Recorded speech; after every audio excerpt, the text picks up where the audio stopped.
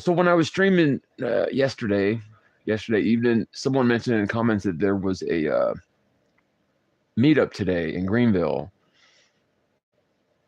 but I can't find any information on it. So if anybody knows about that, then send me a comment. Pretty please. That's pretty much it. I could have done this as a post, I guess. But so today is Sunday the 12th, and somebody had told me yesterday that there was some kind of a meetup in Greenville today. So if anybody knows anything about that, let me know, and I'll be there with bells on. I mean, unless it's like the last one that was in Greenville,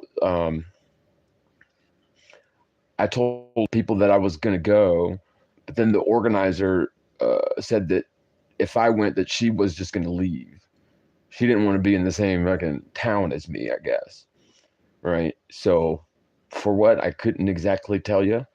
But so as long as it's nothing like that again this time, then I'll be there, you know. I'm not trying to rain on anybody's parade, man. You know what I mean? So I guess I could probably, I probably should drag this runtime out a bit so it gets at least to the 8-minute mark. Otherwise, the algorithm just trashes it. At least for me. Um, used to do cute puppy videos, did really well on YouTube, right? But not for me. Like, and I got one of the cutest puppies ever, dude. She's like a little Ewok, so cute. And I'll, you know, if you look at my shorts, that's all it ever is Lily Lou. And like they don't ever get no views because it's me, dude. Anyway, like pity party for me, right? But no, that's really what I was posting for. This isn't gonna be no like long drawed out vid. But actually I really do gotta pad this thing. So what shall we talk about? There's one of you's in the stream and 0 thumbs. They're not nice. They're not nice. So let's see here. You know, it's like every time I get to talking about anything, I just need to go ahead and write out a narrative and do a video, man, because I'm just so, I don't know, right-brained. Yeah, left-handed, right-brained. So like my thoughts sometimes get a track of their own, and then I lose track of the shit that I was originally trying to say. It's a clinical problem. It's called I'm a potheaditis, I think. I think that's what it is.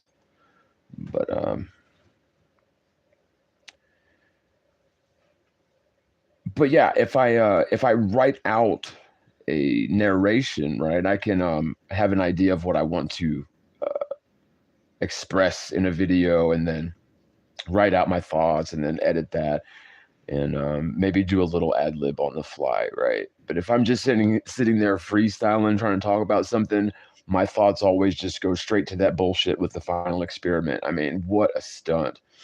What's up, blood? Always finds its level. Baruch Hashem, what's up, man?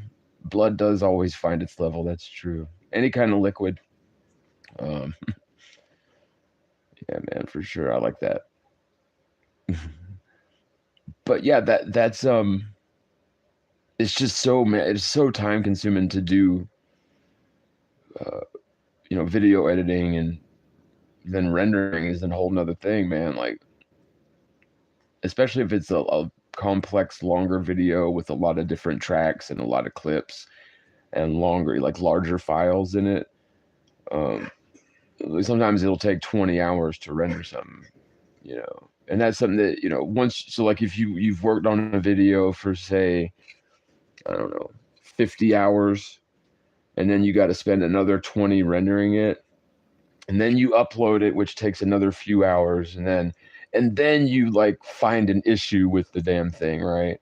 And so like you got to make a choice. You're like, okay, do I want to take this video down and then make a couple of minor changes in the file that'll take, you know, maybe 10 minutes, maybe 10 hours, right? And then you got to re-render the whole thing again. And like if you've got a crap computer, which that's me, then it'll crash while you're rendering, and you got to start the whole thing over again. Mikey, okay, just send me a text, man. If you call me, I and I don't recognize the number, I probably won't answer it because I just get calls all day long, man, from fucking telemarketers, and it's usually like robocalls, which are not as bad as you know, the overseas non-English speaking callers whose names are definitely not Steve Jones, but they tell you their name is Steve Jones. And it's like, I get so tired of it, man. Because, I used to be a telemarketer. And so I'm the one that'll listen to what they have to say. But when they start right out the gate by lying to me about their name and pretending to call from my local area code when I know for a fact that they're in fucking not even in America for sure. And then they lie about their name, lie about their phone number. Do you really think I'm gonna sit there and listen to their fucking pitch? No, dude. Like, but if you call me, from your own actual phone number and don't try to like trick me into answering the call, don't try to trick me into talking to you, dude. Right? I'll listen to a telemarketer's pitch. What's up, Rosie Krupp? I damn sure will. My phone number is 864-315-7892, Mikey, for your answer there. But you got to text me first, because if you don't text me and you just call, especially if you got an 864 number, I definitely won't answer it if I don't recognize it, because like it is ridiculous, dude. Like, I mean, probably like 25 times a day. It's at least once an hour. Sometimes it's like 2 or 3 times an hour. Like, I'm sure some days I get 50 or 60 telemarketing calls. Some days it's not so bad. And I'm talking from like 9 a.m. to 9 p.m. every day. And they even do it on Sunday. And you know what really pisses me off? Um, when I tell them, take me off the list, because that's the only thing I tell these motherfuckers usually. I just say, take me off the list. And then they start trying to rebuttal you. Dude, first of all, there is no rebuttal for take me off the list. You just take them off the list. Like, you got to, right? You're gonna lose your contract, and the damn, the feds are gonna raid your shit and everything, dude. There's laws against that. Like, if someone tells you take you off the list, you can get fined and sued and everything. But they don't care because they're not in America, so they'll just like call me again. And I know a lot of it, like they use predictive dialers, which I've used before. Like one in particular, if you're ever in the industry, man, just don't ever fuck with 5.9. 5.9 is the absolute worst, but that's the one all these motherfuckers be using. Okay, cool, man. That's what's up. All right, Mikey. Yeah. But it does. It gets my nerves for a few reasons, man, because like, okay, again, I've done telemarketing for a long time, and my first job I ever had, the day I turned 16 was a telemarketing job. And I'll tell you what, that motherfucker was hard, boy. Uh, Colorado Prime, uh, Salmonella Chives. Yeah, Colorado Prime was so they deliver groceries to your home, but this was in like the 90s. So they didn't just deliver groceries to your home. They would it's all frozen stuff, like uh, vacuum sealed, flash frozen, gourmet prepared foods, right? But they also want to set you up with a big old deep freezer that's like $5,000 or more, and then they finance it, so they kill you on the interest. And like they want to sell you on a big old deep freezer and either 6 months or a year's worth of food at a time. And they give you a big old bulk shipment of food that you stuff in the big old deep freezer that they fucking sell you, and basically put your house up for collateral for that shit, right? But the reason it was so hard was because so you're cold calling. It was a predictive dialer, which was like it was a top of the line thing back in the 90s that was like run on local servers and stuff. It wasn't anything like it is today where it's just all VoIP or whatever. But like we called, it was in Florida, so we called like Tampa, Jacksonville. We had 3 different areas. But anyway, like you had to call people at home and start asking them questions about their grocery shopping. And before you could, and the goal of the call was to set an appointment with the homeowner. Had to be a homeowner, couldn't rent or you fucking disqualified. But set an appointment with the homeowner to have a qualified food service representative come out to their house and do a grocery analysis, right? And they would actually cook them a burger too. Like they'd come out in the house and cook them one of the burgers. And the food was actually damn good. Like You got to admit, the food was good. Like I really liked they had like these chicken cordon bleus and shit that you could just put in the oven. It was good, but it was like so expensive.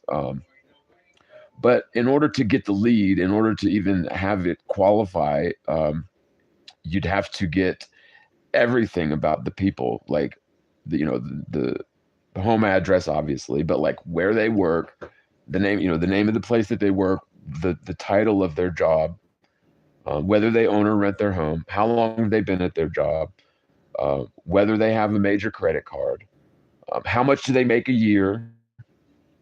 You had to know if it was at least $44,000 or something like that. There was a minimum that they had to make. All kinds of information, and you had to get all this on a cold call, and they wanted you to cold call. They didn't want you doing callbacks or something like you. They wanted you to cold call people, get all that information, and then schedule an appointment to have a guy come out that was going to hard sell them on a year's worth of food in a deep freezer for like $10,000, and just put it on your credit, man, and just put your house up as collateral, and just in case you can't pay for all that shit. Yeah. But they made, Colorado Prime made a killing. I mean, we kept the reps busy, but when you're doing that kind of telemarketing, man, you're not selling people food and groceries over the phone. You're not selling them a service. You're not trying to convince them to make an appointment. You're selling them yourself, right? You have to be a hoe, or like your own pimp, basically. So like if they don't like you and trust you, then they're never going to set an appointment with you. Never. They're not going to even tell you where they work, let alone how long they work there, what type of credit cards they have, how much money they make a year. Have they had any bankruptcies in the last 5 years? Like all kinds of shit on a qualified lease. Yeah, it's kind of like Kirby's very similar. The Colorado Prime definitely did the like wide net telemarketing approach, and then hard pressure sales once the reps got in the house. Hard pressure sales. But like, so okay, so we got paid a flat rate. I think back in like 1990 something, it was like, I think we started at like $10 an hour or something, which is your base. But you got paid bonus based on not how many appointments you write. That don't make a shit. You can write appointments all day long and you won't make any bonus. Your bonus would be based on how many demonstrations you got. So like how many reps get out into the house, and then also another added bonus incentive if they sold it, right? And the way they had it set up, it didn't matter like if you had 5 demonstrations and 5 sales, so that's like 10 points. It's the same thing as if you had 10 demonstrations and no sales, right? So like they didn't it's not your job to get the sales. It was your job to just get the rep in the door.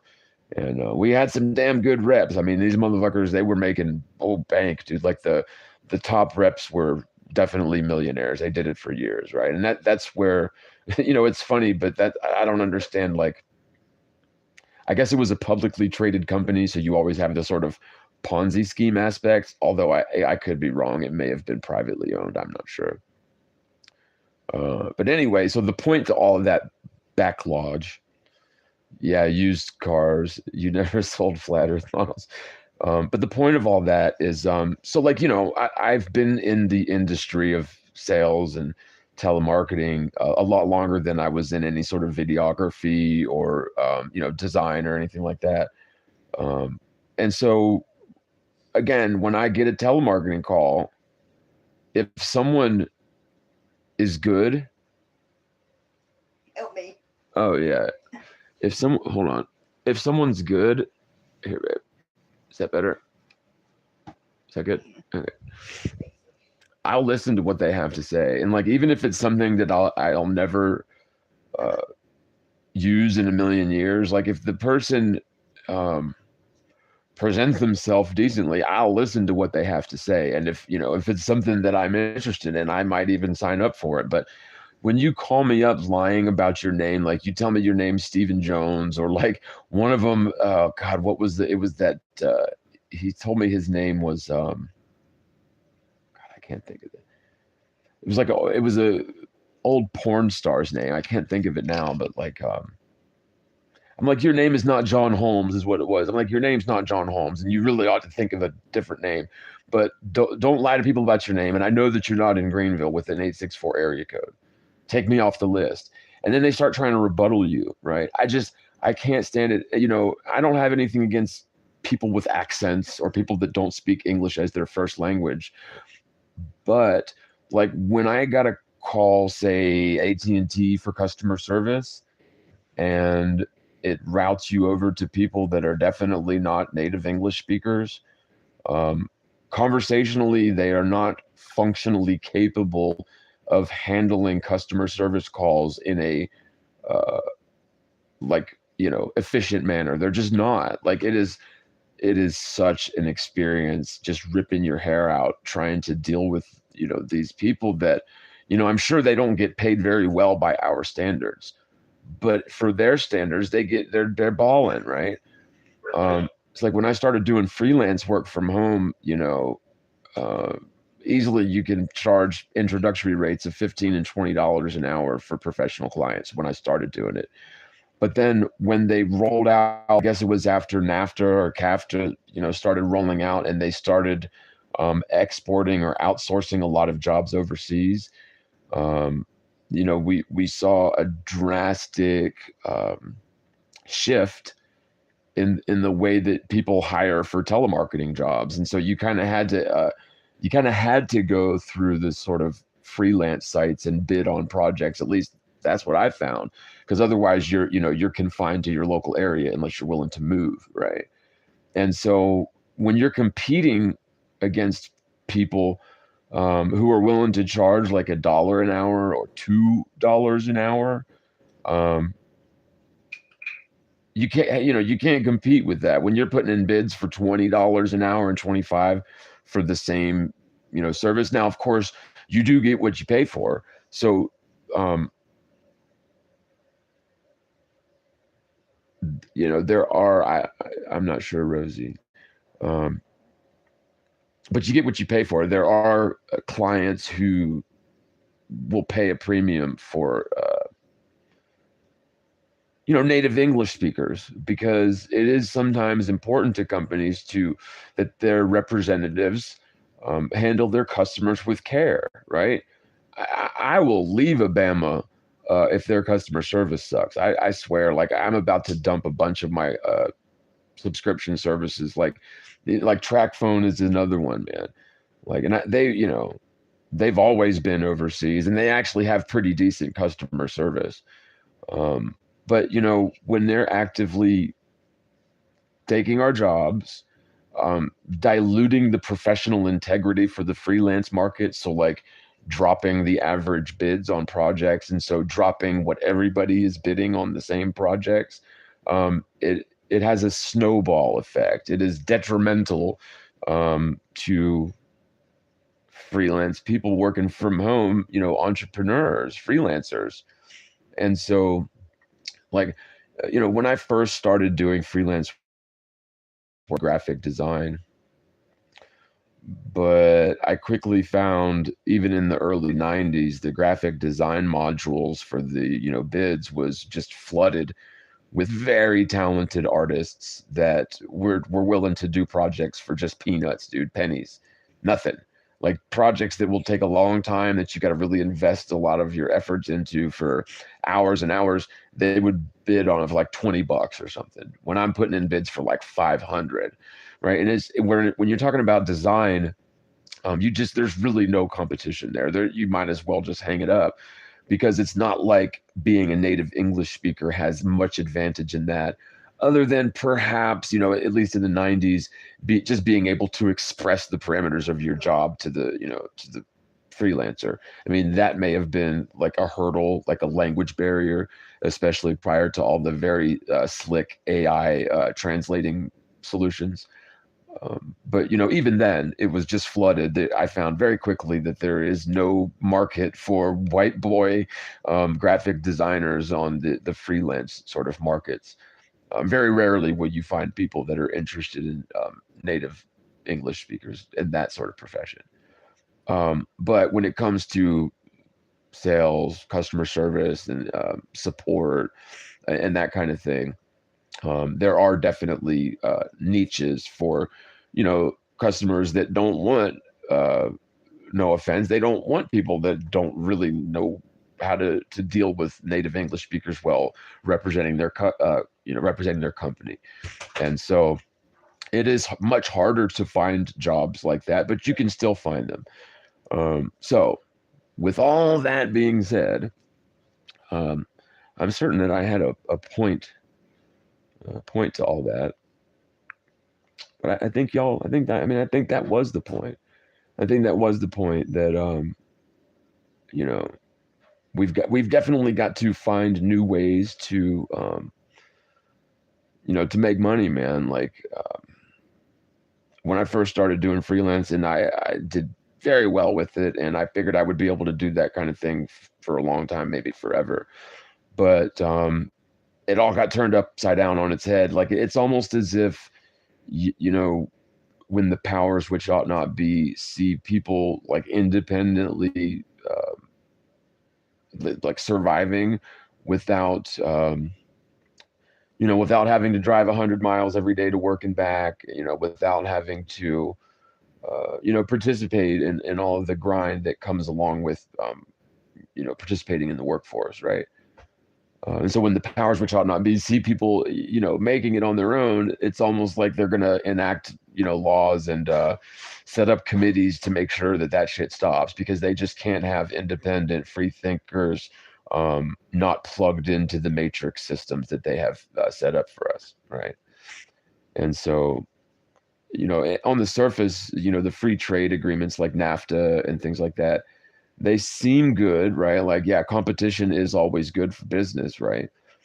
But when it's manipulated the way that they've done it, to where it's just making a handful of rich people richer, and their shareholders, that gambled a little bit of money, they get way richer too.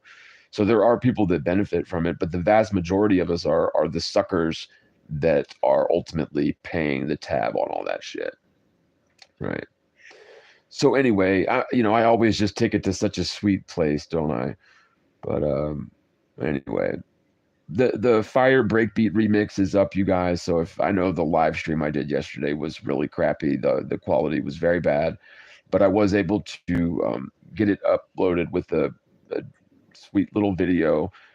So if you're into the breakbeats, definitely check that out, and you may want to try to download that or screen cap it, whatever you got to do while it's still there, because, YouTube will definitely be taking it down once there's an issue with, copyright label dispute. So I'm pretty sure it's going to get taken down eventually. So if you like the breaks, grab that one. I'm going to wrap this one up, but really, y'all, the main reason I did post this was just to pose the question to y'all out there. If anybody knows anything about the, meetup today, January the 12th, Sunday in Greenville, let me know. And, if you were trying to get a hold of me, just, if you call me and I don't, oh, that was the point. If you call me and I don't recognize the number, I don't answer it, because I just get bombarded with telemarketing calls all day long. And like the same people will end up calling me over and over again after I tell them to take me off the list. There's nothing you can do. I mean, they're not operating under any sort of federal jurisdiction. So all you can do is just, hang up on them, and, miss all kinds of important calls because you're trying to, not cuss out a bunch of, John Holmeses or whatever. All right, one love, you guys. Be good, and I will see y'all in the next one. Bye.